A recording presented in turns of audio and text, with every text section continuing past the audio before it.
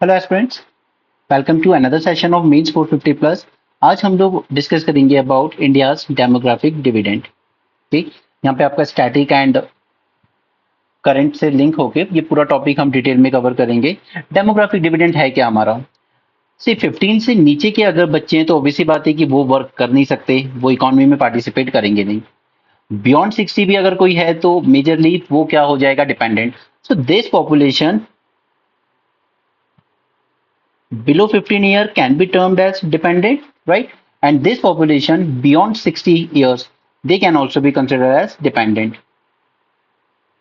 right? सिर्फ ये जो बीच की पॉपुलेशन है ये होती है हमारी अर्निंग पॉपुलेशन, जो इकोनॉमी में मेन रोल प्ले करती है, और इसी एज ग्रुप को हम लोग मानते हैं अपना demographic dividend.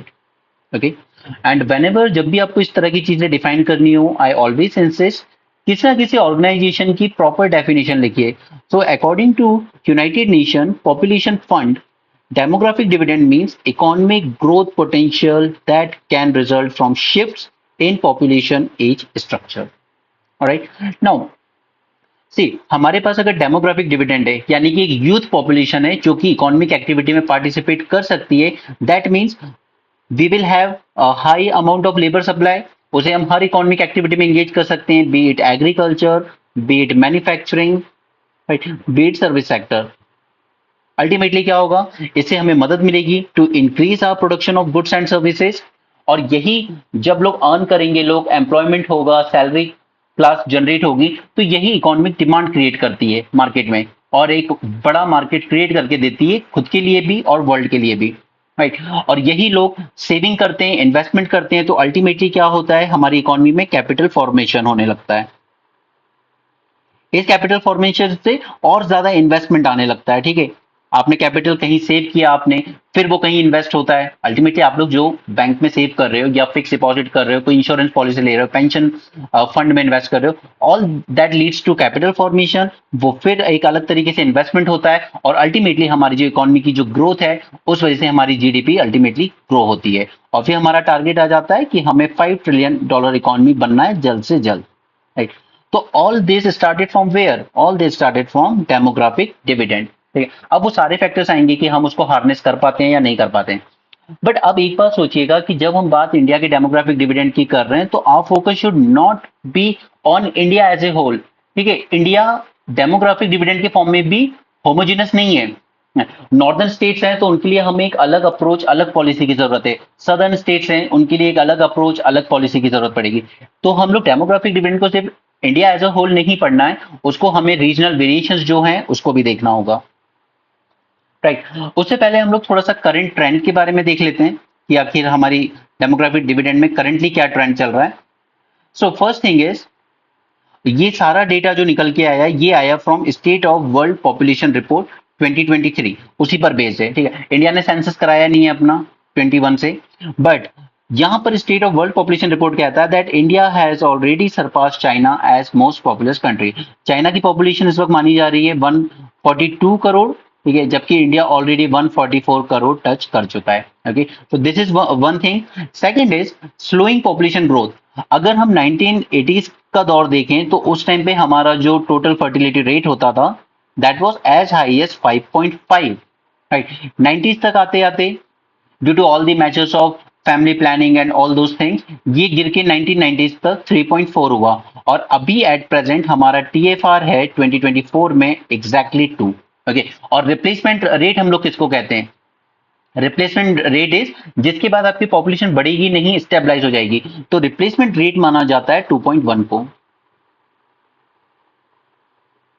Population replacement rate is 2.1। Okay, और हम लोग कितना अचीव कर चुके हैं? ऑलरेडी 2, यानी कि हम लोग अपना ओवरऑल इंडिया लेवल पर तो अचीव कर चुके हैं रिप्लेसमेंट रेट। ठीक है, बट अगेन वेरिएशन है। सदर्न स्टेट्स जैसे केरल, इनमें 2 से कहीं नीचे जा चुका है, तमिलनाडु में 2 से नीचे जा चुका है, बट नॉर्दर्न स्टेट्स उनमें अभी भी यूपी, बिहार, इवन मेघालय, राजस्थान, इन वेस्ट बंगाल, इनका टीएफआर अभी भी 2 से 3 के बीच में वैरी कर रहा है। ओके, सो पॉपुलेशन ग्रोथ रेट स्लो हुई है, बट अभी भी रीजनल वेरिएशंस काफी हैं। पॉपुलेशन प्रोजेक्शन, अब प्रोजेक्शन अगर हम देखें पिछले 10 साल से जिस स्पीड से बढ़ रहा है, अगर उस हिसाब से हम देखें तो इंडिया की पॉपुलेशन माना जाता है कि it will reach its peak somewhere around 1.7 billion, ठीक है, 170 करोड़ के आसपास जाके ये अपने पीक पे पहुंच जाएगी बाय अराउंड 2064। ओके, ये प्रोजेक्शन दिया है इस रिपोर्ट ने, by 2064 we will peak our population. उसके बाद ये फिर डिक्लाइन होना शुरू होगी। चाइना ऑलरेडी पीक कर चुका है अपने पॉपुलेशन को। पोटेंशियल डेमोग्राफिक डिविडेंड, ठीक है, डेमोग्राफिक डिविडेंड की अगर हम बात करें तो हमारी 2/3 जो पॉपुलेशन है it lies between the age group of 15 to 64, right. Okay, so ये हमारी यूथ वर्किंग पॉपुलेशन होगी, बट डिपेंड करता है कि ये डेमोग्राफिक डिविडेंड हम रीप कर पाएंगे या it will convert into demographic disaster. और जैसे हालात अभी हैं, चाहे वो एजुकेशन के रिस्पेक्ट में हो, स्किल्स के रिस्पेक्ट में हो, या ओवरऑल क्वालिटी ऑफ जॉब्स के रिस्पेक्ट में हो, ये तीनों ही चीजें अच्छी नहीं चल रही हैं इंडिया में, राइट। तो चलिए पहले तो हम लोग थोड़ा सा जो रीजनल वेरिएशन है उस पर फोकस करते हैं। अब देखिए, जब बात हम लोग इस जोन की कर रहे हैं, हमारा जो नॉर्थ जोन है, देखिए इसमें हम पूरा ले लेंगे यहां तक, बंगाल तक का, Jharkhand, UP and so on. ये जो हमारा जोन है, अब इसमें आपको पता है यूथ पॉपुलेशन ज्यादा है, फर्टिलिटी अभी भी ज्यादा है। तो आपको क्या लगता है कि गवर्नमेंट की पॉलिसीज में किस चीज पे हमें ज्यादा एम्फेसाइज करना चाहिए? जब हम हेल्थ के रिस्पेक्ट में बात करेंगे तो वैसी बात है कि यहाँ पर प्राइमरी हेल्थ सेंटर्स की ज्यादा जरूरत होगी, बच्चों की केयर पे ज्यादा फोकस करना होगा हमें, टीएफआर कंट्रोल में आए इसका रिड्यूस करना है, उसके लिए पॉलिसीज पे फोकस करना होगा, right. Similarly maternal mortality rate, infant mortality rate, इन सब को डिक्रीज करने के लिए हमें क्या जरूरत पड़ेगी? मोस्टली प्राइमरी हेल्थ केयर, ज्यादा से ज्यादा सेकेंडरी हेल्थ केयर सेक्टर्स पे ज्यादा वर्क करने की जरूरत पड़ेगी, ठीक है। जबकि अगर हम इधर सदर्न स्टेट्स में बात करेंगे तो ऑब्वियसली बात है कि यहाँ पे अब एजिंग पॉपुलेशन बढ़ना शुरू होगी, राइट। पहले तो हम डेमोग्राफिक विंडो की बात कर लेते हैं इनकी। तो जो हमारे हाई पॉपुलेशन वाले स्टेट है, इनका माना जाता है कि इनकी डेमोग्राफिक डिविडेंड विंडो जो है ये 2010 के आसपास शुरू हुई है और ये 2050-60 तक रहेगी, ठीक है। जबकि सदर्न स्टेट की जो डेमोग्राफिक विंडो है ये जल्दी शुरू हो गई थी अर्ली 2000 में, and this will close by around 2040 या 45 मान लीजिए। ओके, यहाँ पे एजिंग पॉपुलेशन ज्यादा बढ़ेगी, तो ऑब्वियसली बात है कि जब हम हेल्थ की बात करेंगे यहाँ पर, तो हमें ज्यादा फोकस कहाँ करना होगा? हमें सेकेंडरी एंड टर्शरी सेक्टर, ठीक है, टर्शरी केयर पे ज्यादा फोकस करना होगा। हमें यहाँ पे लोगों की पेंशन से रिलेटेड, इंश्योरेंस से रिलेटेड, ठीक है, गैरियाट्रिक केयर जिसे हम कहते हैं, उस पे ज्यादा फोकस करना होगा, जबकि नॉर्थ में हमें प्राइमरी हेल्थ केयर पे ज्यादा फोकस करना होगा, राइट। अब यहाँ पर जब बात हम एजुकेशन की करते हैं तो व्हाट यू थिंक, किस पे हमें ज्यादा फोकस करना होगा? ऑब्वियसली बात है कि हमें जो एकदम अर्ली एनरोलमेंट है, ठीक है, उस पे ज्यादा वर्क करना होगा हमें, एजुकेशन पे, प्राइमरी लेवल के एजुकेशन पे, सेकेंडरी लेवल के एजुकेशन पे ज्यादा वर्क करना होगा rather than higher secondary education, ठीक है। जबकि सदर्न स्टेट्स में हम जाएंगे तो हमें हाई एजुकेशन इंस्टीट्यूट्स, हमें यूनिवर्सिटीज, ठीक है, उन पे ज्यादा वर्क करना होगा, रिसर्च इंस्टीट्यूट्स के लिए ज्यादा फंडिंग इस तरफ देनी होगी हमें, ठीक। और इसलिए आप देखेंगे कि सदर्न स्टेट्स में मोस्टली हमारे जितने भी अच्छे रिसर्च सेंटर्स हैं वो सब सदर्न स्टेट्स में ही मोस्टली मिलते हैं, ठीक है? ये एक प्रायोरिटी है, ये गवर्नमेंट के लिए है कि हमें किस रीजन के पे किस तरीके की पॉलिसीज के लिए फोकस करना होगा। अब आप सोचिए कि जो one size fit all schemes चलती हैं, सेंट्रल सेक्टर स्कीम है, सेंट्रल स्पॉन्सर्ड स्कीम, कि हम आपका प्राइमरी हेल्थ केयर पे इतना फंड दे देंगे, हम आपका एलिमेंट्री एजुकेशन पर इतना फंड दे देंगे, तो ये क्या ये केरल के लिए सुटेबल है? उसे प्राइमरी हेल्थ केयर की नहीं, उसे जरूरत है गैरियाट्रिक केयर की ज्यादा जरूरत है, ठीक। उसे एलिमेंट्री एजुकेशन यानी कि स्कूल्स खोलने की कम जरूरत है, उसे यूनिवर्सिटीज खोलने की ज्यादा जरूरत है, ठीक है। उसके दो स्कूल आसपास है, उनको मर्ज किया जा सकता है, क्योंकि आप उनका जो ग्रोथ रेट है वो उतना ज्यादा नहीं है, ठीक है। तो इस बात का ध्यान देने की जरूरत है कि किस रीजन के लिए हमें कैसी पॉलिसीज फॉलो करनी है, ओके।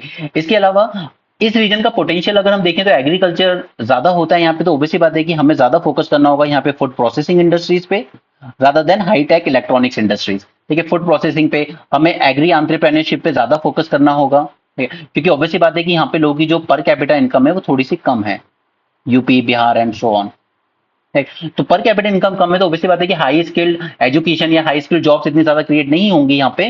पर कैपिटा इनकम कम होने की वजह से हमें वोकेशनल एजुकेशन पे ज्यादा ध्यान देना होगा इन रीजन्स में, ठीक है। सेमी स्किल्ड जॉब्स ज्यादा जनरेट करने की कोशिश की जानी चाहिए इस रीजन में, okay. So that's about north India.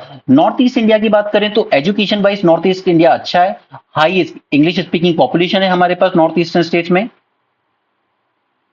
Right. तो ऑब्वियसली बात है कि यहाँ पे हम लोग सर्विस सेक्टर को ज्यादा प्रमोट कर सकते हैं, जैसे बीपीओस, केपीओस, राइट, उन पे उनका ज्यादा पोटेंशियल है यहाँ पर। दूसरा एग्रीकल्चर पॉइंट ऑफ व्यू से अगर हम सोचें तो यहाँ पे दूसरा पोटेंशियल बन के आता है हमारे लिए ऑर्गेनिक फार्मिंग का, और हमने गोल भी यही रखा है कि हम पूरे नॉर्थ ईस्टर्न स्टेट्स को ऑर्गेनिक फार्मिंग के लिए ही बनाएंगे। इसके अलावा दूसरा पोटेंशियल जो एम्प्लॉयमेंट यहाँ पे जनरेट कर सकता है वो है टूरिज्म, तो उस पर हमें ज्यादा फोकस करना चाहिए, क्योंकि सदर्न स्टेट्स में ऑब्वियसली लोगों की पर कैपिटा इनकम ज्यादा है,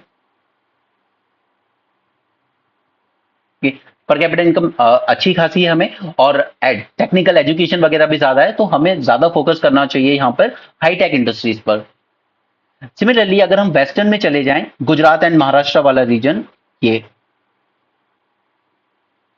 इस रीजन का एजुकेशन में अच्छा खासा परफॉर्म कर रहा है, हेल्थ सेक्टर, हेल्थ फैसिलिटीज अच्छी है इसके पास, इसका सबसे ज्यादा पोटेंशियल है मैन्युफैक्चरिंग में, क्योंकि हमारे अच्छे अच्छे पोर्ट्स भी यहीं लोकेटेड हैं, गुजरात के पोर्ट्स हो, महाराष्ट्र के पोर्ट्स हो, एक्सपोर्ट पोटेंशियल ज्यादा है, तो हमें मैन्युफैक्चरिंग पे ज्यादा फोकस करना चाहिए, ऐसी इंडस्ट्रीज को ज्यादा प्रमोट करना चाहिए यहाँ पर जो एक्सपोर्ट पोटेंशियल रखती हैं, राइट। यहाँ पर भी पर कैपिटा इनकम अच्छी खासी है, तो उसी हिसाब से हमें पॉलिसीज बनानी चाहिए हर रीजन वाइज। नॉर्थ इधर की बात कर लें अगर हम, पंजाब, हरियाणा, जम्मू कश्मीर की, तो अगेन यहाँ पे पोटेंशियल है सबसे ज्यादा एरोमेटिक्स का, एरोमेटिक जैसे आपका केसर वगैरह है उसका है, ठीक है। देन फ्लोरिकल्चर, इसका भी बहुत अच्छा पोटेंशियल है यहाँ पर। Fruits and vegetables, best quality के फ्रूट्स एंड वेजिटेबल्स को हम एक्सपोर्ट्स करते हैं यहाँ से। इसके अलावा अल्टीमेटली हमें यहाँ भी खासकर Punjab region, Haryana region, agri entrepreneurship को ज्यादा प्रमोट करने की जरूरत है, ठीक है। तो ये रीजन वाइज ये सबकी डेमोग्राफिक विंडो अलग अलग है। नॉर्थ स्टेट्स की डेमोग्राफिक विंडो काफी लंबी चलेगी, सदर्न स्टेट्स की श्रिंक होना शुरू हो गई है, वेस्टर्न की भी करीब मान सकते हैं हम 2050 तक ही जाएगी, उससे ज्यादा ऊपर नहीं जाएगी। पंजाब साइड भी अगर हम देखें तो ये भी 2000 से लेकर 2050 तक ही जाएगी सिर्फ, ऑलराइट। तो ये बात हुई है इस रीजन की, कि अगर हम लोग देखें कि डेमोग्राफिक डिविडेंड की, तो ये इतना ज्यादा होमोजीनस नहीं है, हमें हर तरफ से अलग अलग एरिया के लिए अलग अलग पॉलिसीज फ्रेम करनी चाहिए, ओके। अब आगे चलते हैं। अब ये सब बहुत बेसिक है, ये सब आप बहुत इजीली कर सकते हैं। What are the factors that resulted in favourable demographic dividend, okay. ये फेवरेबल कैसे हो रहा है ये डेमोग्राफिक डिविडेंड, क्योंकि हुआ क्या है कि आफ्टर इंडिपेंडेंस हमने हेल्थ सेक्टर में इन्वेस्ट करना शुरू किया। एक टाइम था प्री इंडिपेंडेंस तक जब लोगों को माना जाता था, आपने अगर देखा होगा अपने दादाजी लोगों को, तो आपने देखा होगा दो भाई हैं, ठीक है, ऐसा है। लेकिन वो इसलिए हुआ था कि उस टाइम हेल्थ फैसिलिटीज अच्छी नहीं थी, लोगों की डेथ बहुत जल्दी हो जाती थी, 35-40 में लोग मर जाते थे। पोस्ट इंडिपेंडेंस हमने हेल्थ सेक्टर में इन्वेस्ट करना शुरू किया, मेडिकल फैसिलिटीज बेटर हो गई। तो अब आप अपनी जो पेरेंट्स की जनरेशन देखेंगे उसमें 5-6 होना नॉर्मल था। तो पोस्ट इंडिपेंडेंस हमारा जो बर्थ रेट था पहले बढ़ा, और फिर 1980s के अराउंड आते आते ये बर्थ रेट डिक्लाइन होना शुरू हुआ, और अब हम लोगों ने अचीव कर लिया 2.1 का फर्टिलिटी रेट। तो पोस्ट 90s हम लोग का जो बर्थ रेट डिक्लाइन होता गया, उस वजह से हमारी जो यूथ पॉपुलेशन थी वो अच्छी हो गई है, ठीक है। There is decline in birth rate due to all those reasons, family planning and all, ठीक ठीक है। कॉन्ट्रासेप्टिव्स वगैरह आना शुरू हो गए, ठीक। तो ये हमारी यूथ पॉपुलेशन का एक रीजन बना। दूसरा, इंप्रूव्ड हेल्थ केयर, आपने काफी सारे प्रोग्राम्स लॉन्च किए, जैसे बेटर सैनिटेशन, मेडिकल फैसिलिटीज के अलावा बता रहा हूं जो कि हमने वहां देख लिया, ये बेटर सैनिटेशन हुआ, तो इससे क्या हुआ, मोर्टिलिटी रेट जो था वो डिक्लाइन हो गया। चाहे वो एमएमआर हो, आईएमआर हो, इन सब में हमने इंप्रूवमेंट किया है काफी ज्यादा, ठीक है। लोगों की लाइफ एक्सपेक्टेंसी थी जो अब काफी इंप्रूव हो गई है। इकोनॉमिक रिफॉर्म्स किए हमने 1990s में, हमने अपनी इकोनॉमी को ओपन अप कर दिया, हाई ग्रोथ रेट देखने को मिला, हमें जॉब्स क्रिएट होना शुरू हो गई, हालांकि उतनी ज्यादा नहीं हुई जितनी हमारी आबादी थी, बट फिर भी बेटर हुई, लोगों को और ज्यादा बेटर अपॉर्चुनिटीज मिलना शुरू हो गई।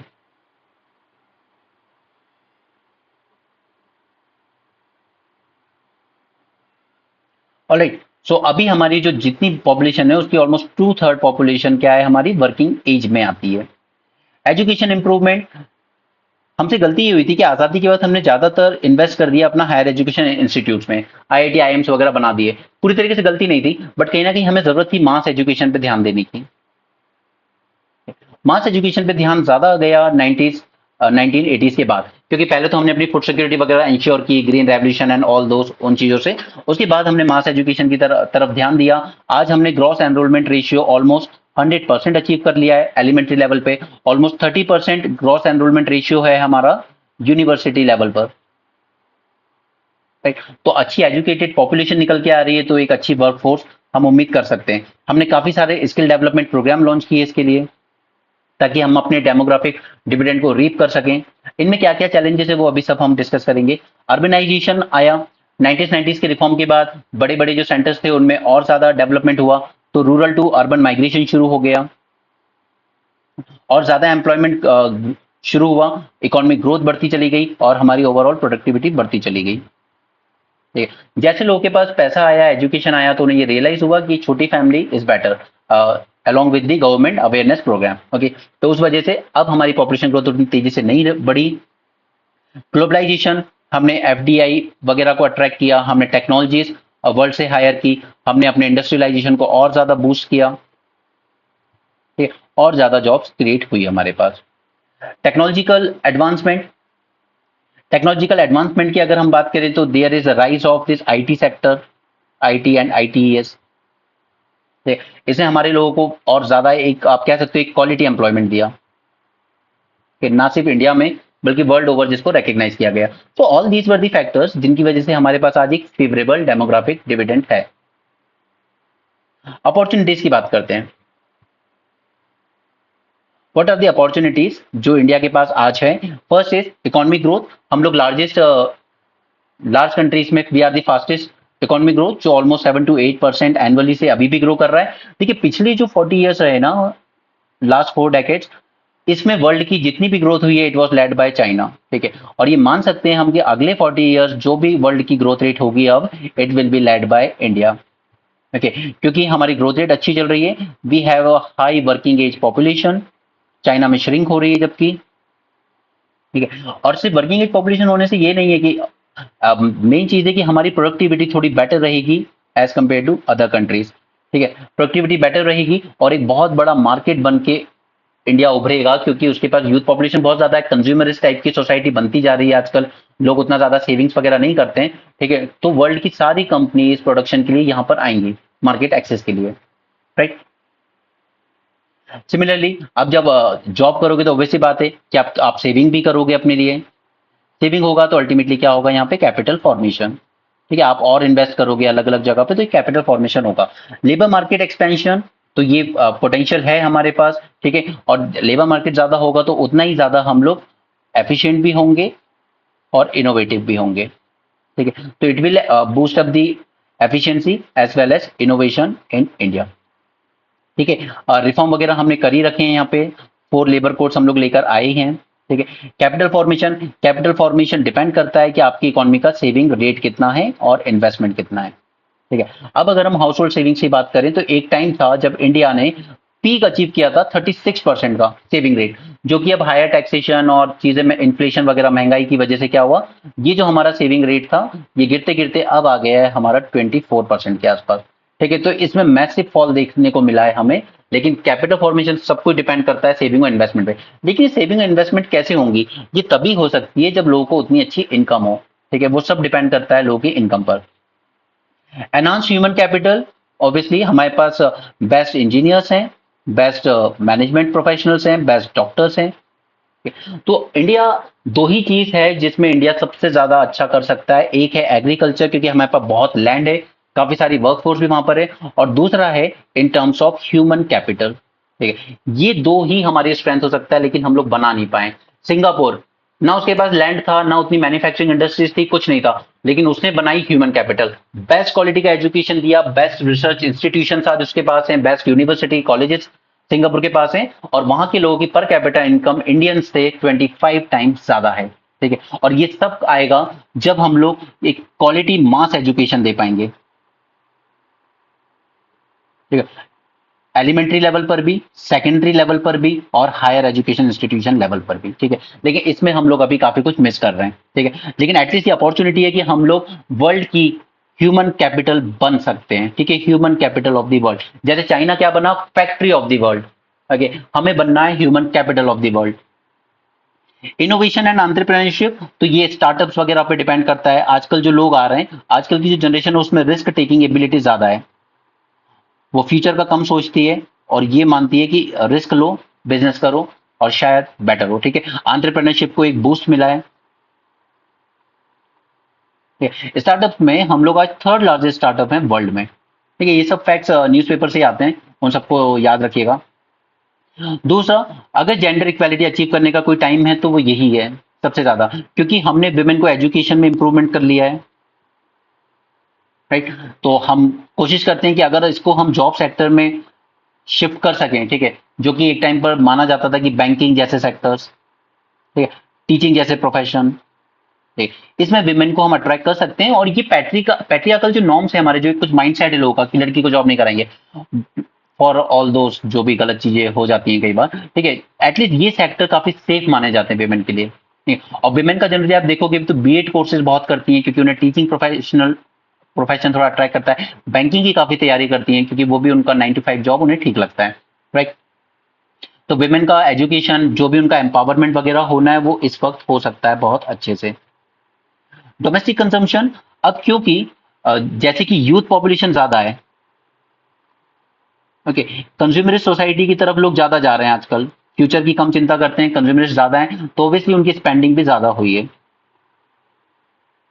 और डोमेस्टिक कंजम्पशन जैसे जैसे बढ़ेगा तो गुड्स एंड सर्विसेज की डिमांड भी उतनी ज्यादा बढ़ेगी, और फिर इनको फुलफिल करने के लिए अगेन उतना ही ज्यादा इन्वेस्टमेंट हम और अट्रैक्ट कर पाएंगे अपने इंडिया में। इंप्रूव पब्लिक हेल्थ, ये जरूरी इसलिए क्योंकि पब्लिक हेल्थ पर ही डिपेंड करती है आपकी प्रोडक्टिविटी। आप समझने पे ध्यान दीजिए, सिर्फ नोट्स की चिंता मत कीजिए, वो मैं आपको फुल फ्लैजेड नोट्स प्रोवाइड कर दूंगा, एप्लीकेशन से डाउनलोड कर लेना। Okay, now public health fund में और ज्यादा इन्वेस्टमेंट भी अट्रैक्ट कर पाएंगे हम, उतनी ज्यादा डॉक्टर प्रोफेशनल्स वो सब आएंगे। ठीक है, और जितनी आपकी अच्छी हेल्थ होगी उतनी ज्यादा आपकी इकोनॉमी की अल्टीमेटली प्रोडक्टिविटी होती है आपकी वर्कर्स की। Right, next is urbanisation infrastructure development. So obviously बात है कि हम लोग स्मार्ट सिटी मिशन चला रहे हैं, ठीक है, हम लोग अमृत मिशन चला रहे हैं। right? तो ये सब हम क्यों कर रहे हैं, क्योंकि जितना अच्छा हमारा इंफ्रास्ट्रक्चर होगा उतने ही अच्छे हमारे पास इन्वेस्टमेंट आएंगे। ठीक है, जैसे अभी हमने बादावान पोर्ट इनॉग्रेट किया, ठीक है, ये सबसे पहला पोर्ट है इंडिया का जहां पर डीप वाटर टर्मिनल्स हैं, जहां पे बड़े शिप आ सकते हैं। ग्लोबल कॉम्पिटिटिवनेस वो पूरी तरीके से डिपेंड करती है, अगर हम अपने लोगों को अच्छी स्किल्स दे पाएं, अच्छा एजुकेशन दे पाएं, तो उतना ही ज्यादा एफडीआई हम लोग और ज्यादा अट्रैक्ट कर पाएंगे, उतने ही ज्यादा रेमिटेंसेस हमारे कंट्री में और ज्यादा फ्लो होंगे, और उतनी ही जल्दी हम लोग अपना डेवलप इकोनॉमी बनने का सपना पूरा कर सकेंगे बाय 2047। राइट, तो all these were the opportunities जो प्रेजेंट करती है हमारे पास डेमोग्राफिक डिविडेंड। लेकिन इसमें काफी सारे चैलेंजेस भी हैं।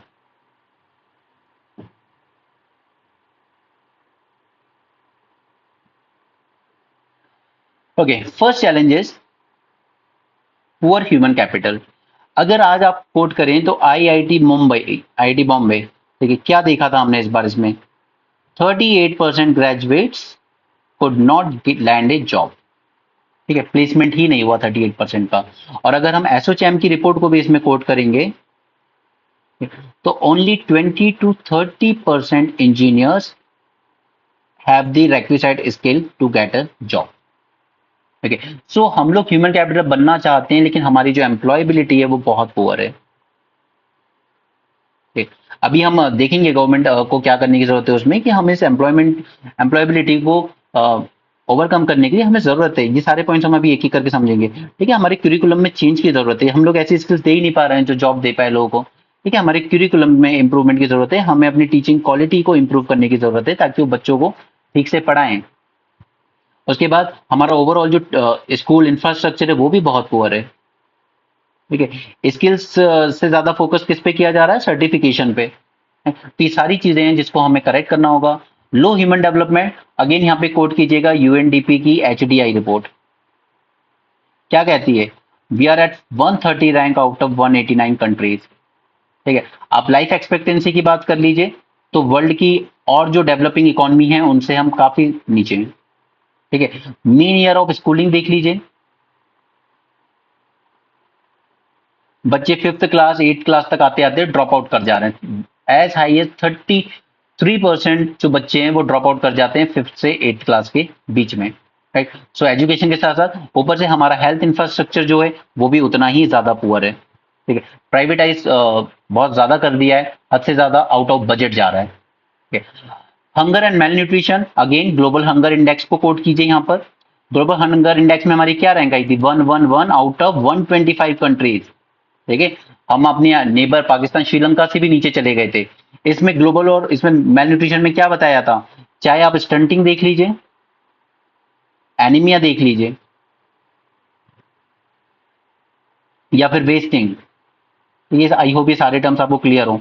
स्टंटिंग यानी आपकी एज के साथ हाइट कितनी है, वेस्टिंग यानी आपकी हाइट के साथ वेट कितना है, ठीक है, एनीमिया यानी कि आप में कमजोरी ज्यादा है, ठीक है, इन सब में हम लोग बहुत पुअर हैं। Right. इंडिया पे वर्ल्ड के कंपैरिजन में इंडिया में 2 टाइम्स ज्यादा बर्डन है communicable and non communicable diseases का। कैंसर की कैपिटल है हम लोग, डायबिटीज की कैपिटल है हम लोग, ओबेसिटी में भी हम लोग बहुत हाई रैंक पर आते हैं। तो हमारे हंगर एंड मेल न्यूट्रिशन में ज्यादा पुअर हाल है, इसलिए हमारी जो ओवरऑल प्रोडक्टिविटी होगी वो उतनी ही ज्यादा पुअर हो जाती है। इनफॉर्मल इकोनॉमी, नाउ कोई सोशल सिक्योरिटी नेट नहीं है। ठीक है, हमने गिग वर्कर्स, प्लेटफॉर्म वर्कर्स इनकी बात की, नो सोशल सिक्योरिटी। ठीक है, कोई मिनिमम वेज नहीं है उनके लिए, और अधिकतर हमारी जो इकोनॉमी से बहुत ही स्मॉल एंड मीडियम रेंज की है। ठीक है, जो एंटरप्राइजेस हैं, कोई फॉर्मलाइजेशन नहीं है, कोई सिक्योरिटी बेनिफिट्स नहीं है, कोई इंश्योरेंस के प्रोविजन नहीं है उन लोगों के पास, कोई पेंशन प्रोविजंस नहीं है। ठीक है, नथिंग, जॉबलेस ग्रोथ। अब अगर हम एनएसएसओ के पीरियोडिक लेबर फोर्स सर्वे को कोट करें यहाँ पर, तो उनका ये कहना है कि हमारा जो लेबर फोर्स पार्टिसिपेशन रेट है in the age group of 15 to 59, ठीक है, वो एज हाई एज 53% है। ओके, लेकिन उसके बाद भी हमारी ग्रोथ रेट तो हुई है, ग्रो हुई है हमारी इकोनॉमी, हम चाहे 5 ट्रिलियन बना लें, बट सच बात ये है कि हम लोग जॉब्स क्रिएट नहीं कर पाए। हमारी उसको कहा जाता है जनरली जॉबलेस ग्रोथ, क्योंकि हमारे से सर्विस सेक्टर में जॉब्स क्रिएट हुई वो भी एक हद तक, लेकिन सर्विस सेक्टर में जॉब्स के लिए आपको चाहिए स्किल्स, आपको चाहिए प्रॉपर इंग्लिश कम्युनिकेशन, ठीक है, जो कि सबके पास नहीं है। हमारे पास मेजोरिटी पॉपुलेशन है हमारी skilled and semi skilled, right. तो ये सब क्यों हुआ, अब हम लोग जो फेस कर रहे हैं, आज हम लोग फेस कर रहे हैं डी इंडस्ट्रियलाइजेशन, हम लोग फेस कर रहे हैं डी ग्लोबलाइजेशन, क्योंकि हर एक कंट्री क्या बन रही है, प्रोटेक्शनिस्ट। इंडस्ट्रियल रेवोल्यूशन 4.0 ये आज हमारे सामने है, जो प्रमोट किसको कर रहा है, ऑटोमेशन को। कि ये जॉबलेस ग्रोथ और ज्यादा बढ़ेगी। फीमेल लेबर फोर्स पार्टिसिपेशन करें तो वर्ल्ड में सबसे लोएस्ट है, सबसे लोएस्ट लेबर फोर्स पार्टिसिपेशन है हमारा, और जो थोड़ा बहुत है भी वो क्वालिटी जॉब्स में नहीं है, वो तो या तो एग्रीकल्चर फील्ड में काम कर रहा है या फिर हाउस होल्ड में एज अ सर्वेंट काम कर रही है, right. Female labour force participation हमारा बहुत कम है। ऑफिशियल अगर आप वैसे ऑफिशियल देखेंगे तो और भी ज्यादा कम है, लेकिन क्योंकि पीरियोडिक लेबर फोर्स सर्वे जो कहता है 2023 का, हमें वही मानना पड़ेगा अभी के लिए, लेकिन वो रियलिटी में तो उससे भी ज्यादा पुअर है। ठीक है, क्योंकि इन लोगों ने उन फीमेल्स को भी काउंट कर लिया जो सिर्फ एग्रीकल्चर फील्ड में बैठी हुई है। ठीक है, मतलब अवेलेबल है जो लेबर के लिए, मतलब उनको काम मिल नहीं रहा हो तो भी उनको वर्कर मान लिया, हमने ये डिस्कस किया था न्यूज़पेपर एनालिसिस में। तो ये कहता है कि फीमेल लेबर फोर्स पार्टिसिपेशन 37% है, बस सच्चाई में ये इससे कहीं ज्यादा कम है। अब सबसे इंपॉर्टेंट एस्पेक्ट आता है इस टॉपिक का, वो है गवर्नमेंट का अप्रोच क्या होना चाहिए। पहला, स्किल एंड एजुकेशन की बात करें तो स्किल एंड एजुकेशन पे फोकस करने के लिए हमें सबसे पहले काम करना होगा universal access to quality education,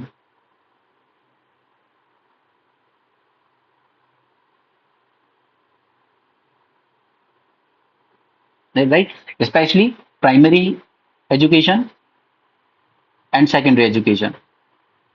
at least आपकी मेजोरिटी जो पॉपुलेशन, लगभग हर बच्चा 10th क्लास तक तो एटलीस्ट पढ़ा हो, ठीक है, और सिर्फ नाम का पढ़ा हो वो नहीं। सरकारी स्कूल में आपने देखा होगा टीचर्स हो रहे हैं बच्चों से हवा करवा रहे हैं, राइट, उस टाइप की चीजें नहीं। हमें क्वालिटी एजुकेशन इंश्योर करना होगा, वो भी यूनिवर्सल, और more importantly in the under served regions. ठीक है, दिल्ली जैसे शहरों में सिर्फ मास एजुकेशन देने से नहीं चलेगा, हमें अंडर सर्व रीजन्स पे ज्यादा फोकस करना होगा। हमने इंडियन एक्सप्रेस में एक और चीज डिस्कस की थी कि भील ट्राइब्स का एक एरिया है हमारे मध्य प्रदेश के झाबुआ में, वहां पर बच्चे नदी में से तैर के जा रहे हैं, सांपों से भरी हुई नदी में। क्यों? क्योंकि स्कूल तक पहुंचने के लिए ब्रिज नहीं है। तो वो तो फिर नाम का स्कूल आप चला रहे हो, सिर्फ उस टाइप की चीज नहीं, हमें यूनिवर्सल वो भी क्वालिटी एजुकेशन इंश्योर करना होगा। ठीक है, तो पहला ये नॉर्थ इंडिया के लिए फिट हो जाता है, प्राइमरी सेकेंडरी एजुकेशन। उसी तरीके से उन्हीं के लिए एक और चीज फिट हो जाती है, वोकेशनल ट्रेनिंग पे ज्यादा फोकस करना होगा हमें। अगर आपका किताबों में मन नहीं लगता है, आपसे किताबें नहीं पढ़ी जा रही तो मत पढ़ो, ठीक है, लेकिन कोई ऐसी स्किल्स देख लो, सीख लो जो आपको एक अच्छी जॉब दिला सके। ठीक है, वोकेशनल ट्रेनिंग एंड स्किल्स पे फोकस करना होगा हमें सेकेंडली। ठीक है, और स्किल्स भी कौन सी देनी है, रीजनल इंडस्ट्रीज पे बेस्ड, जैसे आज बिहार में सबसे ज्यादा कौन सी इंडस्ट्रीज खुल रही हैं? बायोफ्यूल वाली। ठीक है, एग्रीकल्चर का जो वेस्ट है उसे बायोफ्यूल बनाने की, बायोफ्यूल की इंडस्ट्रीज को चाहिए बहुत सारा वाटर, और बिहार में बहुत है, यूपी में भी बहुत है। ठीक है, तो रीजनल इंडस्ट्रीज पे बेस स्किल्स देनी होंगी हमें, ऐसी स्किल्स देनी होंगी जो बायोफ्यूल प्लांट्स में काम आएंगी। ठीक है, उसी तरीके से वेस्ट और सदर्न से की बात कर लें तो हमें ज्यादा फोकस किस पे करना है? हायर एजुकेशन पर। राइट, और इन हायर एजुकेशन में हमें प्रमोट करना होगा रिसर्च एंड डेवलपमेंट। ठीक है, क्योंकि अल्टीमेटली हमारा गोल क्या है कि हमें बनानी है नॉलेज बेस्ड इकोनॉमी।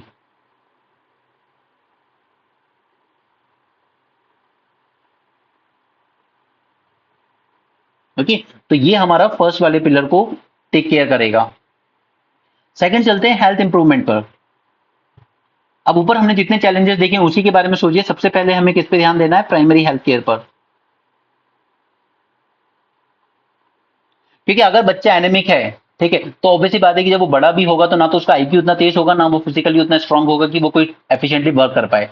अगर आपका आईक्यू बचपन में वीक रह गया due to all health issues की, अच्छी डाइट नहीं मिली या मदर को अच्छा फूड नहीं मिला, तो वो बच्चे की पर्सनैलिटी में पूरी लाइफ रिफ्लेक्ट होगा। ठीक है, इसलिए आशा वर्कर और ये सब चीजों पे हमने ज्यादा फोकस किया है। प्राइमरी हेल्थ केयर, वो भी specially in rural areas and remote areas, इन पे हमें ज्यादा फोकस करना होगा।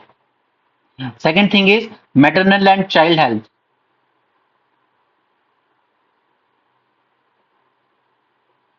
आज हम अगर कहते हैं कि किसी बच्चे का आईक्यू कमजोर है, उसकी मेमोरी वीक है, तो उसमें उसका दोष नहीं है। दोष है कि जब वो छोटा था तब उसको या उसकी मदर को उतनी अच्छी हेल्थ नहीं मिली, उतनी अच्छी डाइट नहीं मिली। राइट, तो यहाँ पे हमें फोकस करना होगा कि हम मैटरनल मोर्टेलिटी रेट को रिड्यूस करें, हम इन्फेंट मोर्टेलिटी रेट को रिड्यूस करें, हम ये सबको काउंटर करें, स्टंटिंग, ठीक है, malnutrition, anaemic and all those thing, इन सबको रिड्यूस करने पे हमें वर्क करना होगा। नेक्स्ट इज, अब जैसा हमने देखा कम्युनिकेबल नॉन कम्युनिकेबल डिजीज बहुत ज्यादा है, तो हमें इन्वेस्ट करना होगा प्रिवेंटिव हेल्थ केयर में।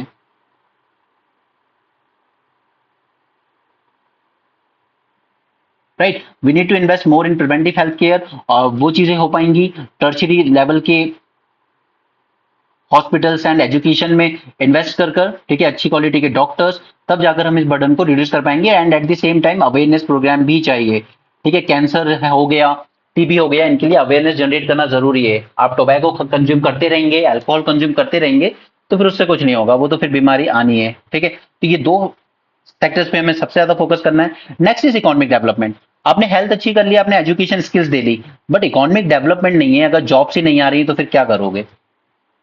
तो इसके लिए फर्स्ट जरूरी है हमें बनाने होंगे रीजनल इकोनॉमिक हब्स।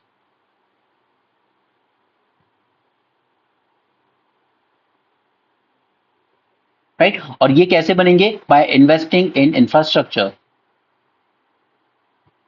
हम लोग बात कर रहे हैं ना, one district one product, cluster based development, port lead development and so on. ठीक है, और ये जो इंफ्रास्ट्रक्चर या ये जो भी इकोनॉमिक हब्स हम बना रहे हैं ना, this should be based on local strength. ये वन डिस्ट्रिक्ट वन प्रोडक्ट, जिसकी जैसी स्ट्रेंथ उसी चीज में ज्यादा इन्वेस्ट किया जाए उसको और बेटर बनाने के लिए। Next is MSME. क्यों? क्योंकि 40% एक्सपोर्ट कौन कर रहा है? एमएसएमईज। 12 करोड़ लोग किसमें जॉब कर रहे हैं? एमएसएमईज। तो इनको नेग्लेक्ट नहीं कर सकते हम लोग, और एमएसएमईज के लिए प्रॉब्लम है, उनके पास एक तो क्रेडिट का एक्सेस, ये इंश्योर करना जरूरी है। दूसरा, उन्हें अच्छी टेक्नोलॉजीज अवेलेबल कराना भी जरूरी है। और तीसरा, उनका मार्केट एक्सेस और ब्रॉडन करना जरूरी है। ठीक है, ये तीनों चीज जब तक हम इंश्योर नहीं करेंगे एमएसएमई के लिए, तब तक इकोनॉमिक डेवलपमेंट नहीं आएगा। सिर्फ दो तीन बड़े बिजनेस हाउसेस से इकोनॉमिक डेवलपमेंट नहीं हो पाएगा, वो जॉबलेस ग्रोथ की तरफ ले जाएगा हमें। Next is agriculture. एग्रीकल्चर में हमारी 45% वर्कफोर्स एंगेज है। 70% जो पॉपुलेशन है वो कहां रह रही है? रूरल एरियाज में। तो एग्रीकल्चर को मॉडर्नाइज करना बहुत जरूरी है। मॉडर्नाइज एंड मोर प्रोडक्टिव, इसकी प्रोडक्टिविटी इंक्रीज करना जरूरी है, जिसके लिए जरूरी क्या होगी? इसके लिए जरूरी होगी हमारा मैकेनाइजेशन। और मैकेनाइजेशन कहां से आएगा? वो इंडस्ट्रियलाइजेशन से ही आएगा। इंडस्ट्रियलाइजेशन ज्यादा अच्छे इनोवेटिव प्रोडक्ट कैसे बना पाएगा? जब रिसर्च एंड डेवलपमेंट ज्यादा होगा। राइट, तो ये सब कुछ एक दूसरे से कनेक्ट है। तभी जाकर हम लोग रूरल इनकम को बूस्ट कर पाएंगे। और अब आप सोचिए कि रूरल इनकम अगर बूस्ट हो जाती है तो मार्केट में कितनी हाई डिमांड जनरेट होगी। ठीक है, आज अगर हमारी 70% पॉपुलेशन जो रूरल एरियाज में रही है, इनकी परचेसिंग पावर बढ़ जाए तो मार्केट में कितनी डिमांड होगी हर हर प्रोडक्ट के लिए, और फिर इंडस्ट्रियलाइजेशन को और ज्यादा बूस्ट मिलेगा। राइट, तो इकोनॉमिक डेवलपमेंट हो गया। Fourth pillar is urbanisation and infrastructure. तो यहाँ पे सबसे पहले फोकस करना है हमें अपनी स्मार्ट सिटीज बनाने पर। राइट, स्मार्ट सिटीज जिन पे मॉडर्न इंफ्रास्ट्रक्चर हो, जहां पर जैसे दिल्ली में आरआरटीएच कॉरिडोर बनाया गया है, दिल्ली टू मेरठ। राइट, ये सब आपको कोड करना है, ये करंट की चीजें हैं, ये कोड करनी है। मैं हर चीज यहाँ लिख नहीं रहा हूं, आपको खुद अपने दिमाग में ये सब बिठाना है। ओके, मॉडर्न इंफ्रास्ट्रक्चर बनाना है, हमें एफिशिएंट ट्रांसपोर्ट बनाना है। एफिशिएंट ट्रांसपोर्ट इसलिए बनाना है कि ऐसा नहीं है कि अगर गुड़गांव में जॉब है तो सबको गुड़गांव ही रहना है। ठीक है, वो क्राउड ही हो जाएगा। ट्रांसपोर्ट इतना एफिशिएंट हो कि इंसान दिल्ली से भी जाके अपना वर्क करके वापस आ सके विद इन 20-25 मिनट्स। राइट, वो सब एफिशिएंट ट्रांसपोर्ट से होगा। और इंडिया पे वर्क कर रहा है, पॉड टैक्सी बनाई जा रही है। राइट, पॉड टैक्सी प्रोजेक्ट चल रहा है इसके लिए। देन इंफ्रास्ट्रक्चर में हमें दूसरा फोकस करना है अफोर्डेबल हाउसिंग पे। अगर आज जहां हम डेवलप इकोनॉमी बनने की बात कर रहे हैं, मैं 2047, आज भी अगर हमारे यहाँ इतने ज्यादा स्लम्स हैं तो वो बहुत शेमफुल बात है। ठीक है, अफोर्डेबल हाउसिंग प्रोजेक्ट्स बनाए जा रहे हैं, उसमें आप कोट कर सकते हो प्रधानमंत्री आवास योजना अर्बन, प्रधानमंत्री आवास योजना ग्रामीण and so on. Next is हमें कनेक्टिविटी इंप्रूव करनी होगी।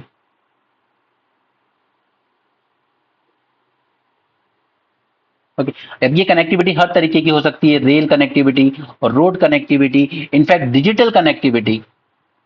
राइट, ये सब कनेक्टिविटीज हमें इंश्योर करना जरूरी होगा यहाँ पे, तभी हम अपनी इकोनॉमी को और ब्रॉडन कर सकते हैं। ठीक है, ब्रॉड करने के लिए ऐसा तो नहीं है कि ये टेलीकॉम कंपनीज वगैरह या इंटरनेट कंपनीज ये सब सिर्फ शहरों की दम पे चल जाती है, नहीं चल पाती।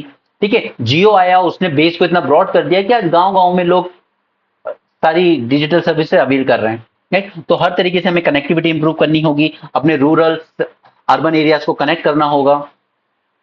Next pillar is boost job creation. अब जॉब क्रिएशन बूस्ट करने का सबसे अच्छा अगर कोई तरीका है तो वो है industry specific initiative. Industry specific,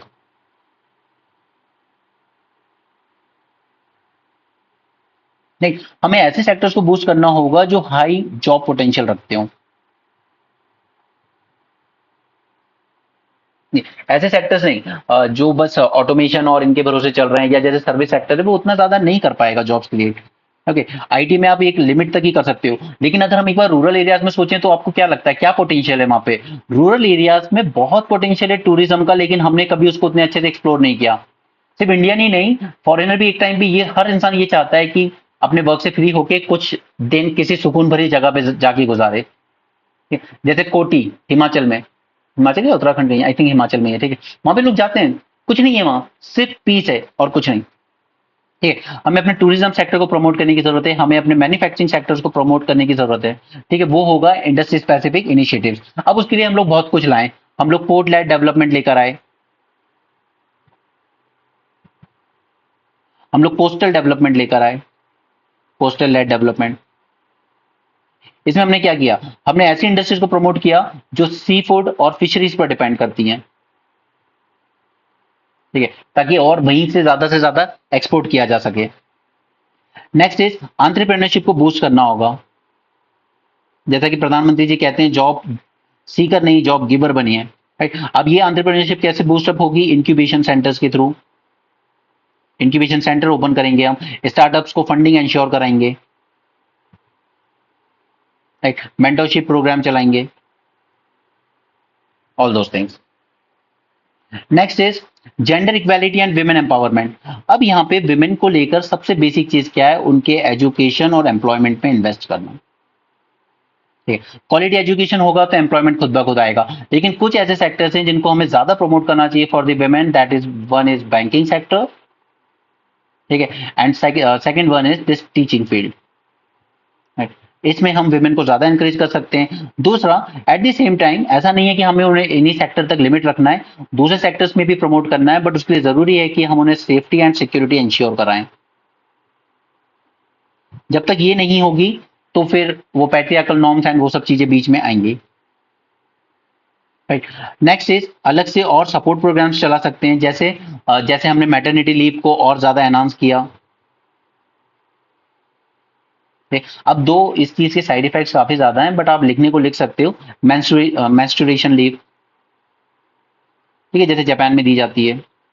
इसको मैं डिटेल में नहीं ले रहा हूँ, बट आप समझ सकते हो कि क्रैच फैसिलिटीज हमने इंश्योर की है, चाइल्ड केयर रिस्पॉन्सिबिलिटी थोड़ी कम हो सके, और फ्लेक्सिबल वर्किंग आवर्स दिए हैं हमने।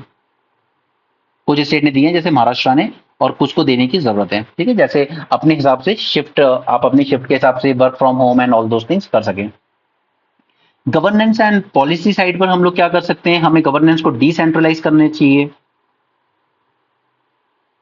डिसेंट्रलाइज गवर्नमेंट, ठीक है, ताकि लोकल एम्पावरमेंट ज्यादा हो सके, ताकि लोकल लेवल को ध्यान में रखते हुए पॉलिसीज डिजाइन की जाए। ये हमारे यहाँ पॉलिसीज की प्रॉब्लम ये टॉप डाउन अप्रोच है, टॉप पे बैठे हुए लोग पॉलिसी बना देते हैं, नीचे इंप्लीमेंट होती है।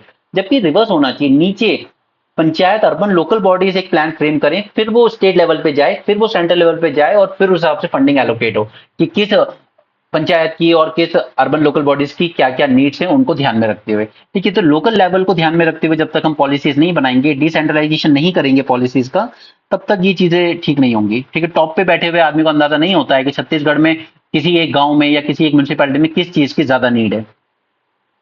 Next is data driven policy करनी है हमें। जब तक डेटा प्रॉपर नहीं होगा तब तक पॉलिसी मेकिंग उतनी बेटर नहीं हो सकती, और सिर्फ पॉलिसी मेकिंग से ही काम नहीं चलेगा, हमें इसकी मॉनिटरिंग भी करनी होगी टाइम टू टाइम। ठीक है, डेटा ड्रिवन पॉलिसी बनाइए, मॉनिटरिंग कीजिए, देखिए कि उनकी इफेक्टिवनेस कितनी रही है, अदरवाइज फिर उसमें कुछ चेंजेस कीजिए। इसके अलावा इसके अलावा हम लोग पब्लिक प्राइवेट पार्टनरशिप पे फोकस कर सकते हैं। ठीक है, जैसे स्किल्स में हम लोग कर रहे हैं, प्राइवेट कंपनीज को अभी कहा गया है कि टॉप 500 कंपनीज के साथ आपको क्या कराई जाएगी, इंटर्नशिप 2 साल की। राइट। लास्टली सस्टेनेबल डेवलपमेंट की बात कर सकते हैं, that is environment protection and all. अब ये एनवायरमेंट प्रोटेक्शन हमें हर तरीके से करना है, वो एग्रीकल्चर के फॉर्म में भी करना है, हमें मैन्युफैक्चरिंग इंडस्ट्री में भी करना है। ठीक है, उसके बाद अब तो सर्विस सेक्टर से भी काफी ज्यादा ई वेस्ट वगैरह जनरेट हो रहा है, तो उसको भी ध्यान में रखते हुए करना है। दूसरा, हमें अपनी इकोनॉमी को और ज्यादा क्लाइमेट रेजिलियंट बनाना है, सिर्फ इकोनॉमी को ही नहीं, एग्रीकल्चर को भी। ठीक है, और ज्यादा एनर्जी एफिशिएंसी अचीव करनी है, and all those things. Right, तो ये सारे वे फॉरवर्ड हैं जो हमें करने की जरूरत है, अपने गवर्नमेंट को लेने की जरूरत है, तो ताकि हमारा जो डेमोग्राफिक डिविडेंड है वो डेमोग्राफिक डिजास्टर में कन्वर्ट ना हो। Okay, so I tried my best to make this explanation जितना ज्यादा सिंप्लीफाइड किया जा सके आपके लिए। I hope you like the session, so that's it for this session. Thanks for joining, have a great day and keep learning.